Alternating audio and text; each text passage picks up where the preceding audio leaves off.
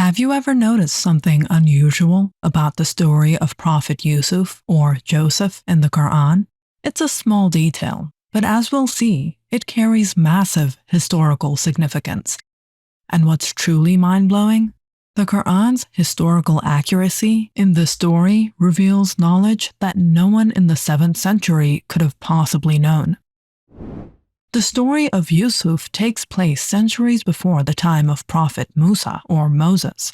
Historians generally place Yusuf's life somewhere around 1800 to 1550 BCE, during what's known as the Second Intermediate Period of ancient Egypt. During this time, Egypt was ruled not by native Egyptians, but by the Hyksos, a Semitic people who came from the Near East and established their own dynasty in northern Egypt. The rulers of this Hyksos period used titles like Heka Kasut, which literally means ruler of foreign lands.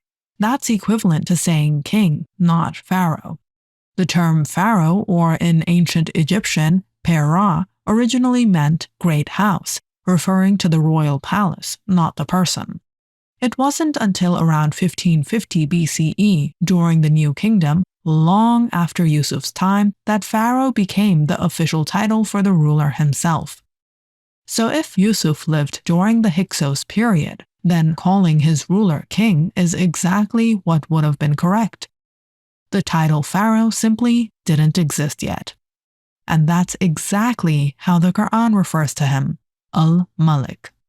Unlike the Bible, which calls the ruler of Egypt pharaoh at the time of Yusuf. In the Bible's book of Genesis, Joseph's ruler is called Pharaoh, the same title used for the ruler in Moses' story. But this is actually an anachronism, meaning a word used out of its proper historical time.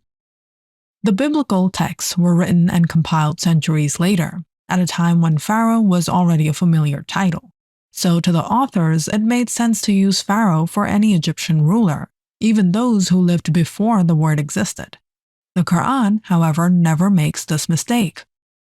For Yusuf's story, it says the king, and for Musa's story, which takes place later, during Egypt's New Kingdom, it says Pharaoh. This difference might seem small, but it's historically spot on. There's also a powerful wisdom behind this. In Surah Yusuf, the king is portrayed as a man of reason, curious, fair, and willing to listen. He seeks an interpretation for his dream, recognizes Yusuf's wisdom, and even appoints him to a high position. He's not arrogant or oppressive. But in the story of Musa, the pharaoh is the very opposite. He declares, "I am your Lord Most High." He enslaves, he defies, he claims divinity. By using king for Yusuf's story and pharaoh for Musa's, the Quran draws a sharp line between a just monarch and a self-defying tyrant. Every title in the Quran is chosen with purpose, never by accident. Now, here's the ultimate question. How could Prophet Muhammad, a man living in the 7th century Arabia, have known this subtle but historically accurate distinction? No one at the time had access to ancient Egyptian hieroglyphics or modern archaeology. In fact, the ability to read hieroglyphs was completely lost for nearly 2,000 years until the Rosetta Stone was deciphered in the 1800s. Yet, the Quran revealed over 1,400 years ago makes a perfect linguistic and historical distinction that modern historians only confirmed recently. Could a man of the desert have guessed this by chance? Or is this yet another sign that the Quran's source is divine?